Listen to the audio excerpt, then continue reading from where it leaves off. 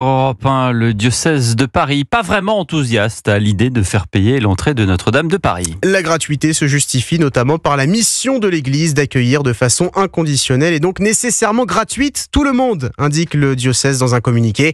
Hier soir, la ministre de la Culture, Rachida Dati, proposait de faire payer 5 € pour chaque visite.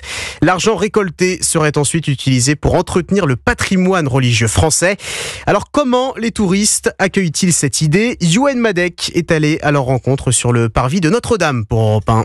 Malgré les barrières de chantier, comme tous les jours sur le parvis, une foule de touristes admire Notre-Dame. Tous attendent la réouverture avec impatience. C'est notamment le cas d'Edouard, venu de Londres avec sa femme et qui ne voit aucun problème à payer 5 € pour profiter de la cathédrale. Je pense que c'est très bien. C'est l'une des plus importantes attractions touristiques en France. Et 5 € ce n'est pas trop cher. Par exemple, c'est 15 livres pour rentrer dans l'abbaye de Westminster.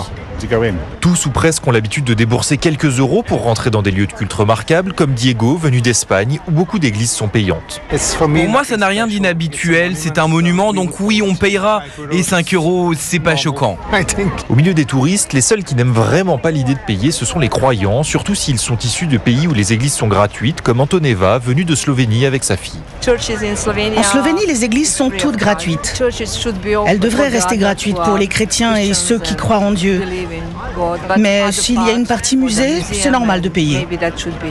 À condition de laisser un accès pour les croyants, donc personne ou presque parmi les touristes ne semble voir de problème à payer pour Notre-Dame. Youenn Madec et la réouverture de Notre-Dame de Paris avec des visites gratuites ou pas, ce sera le 8 décembre prochain.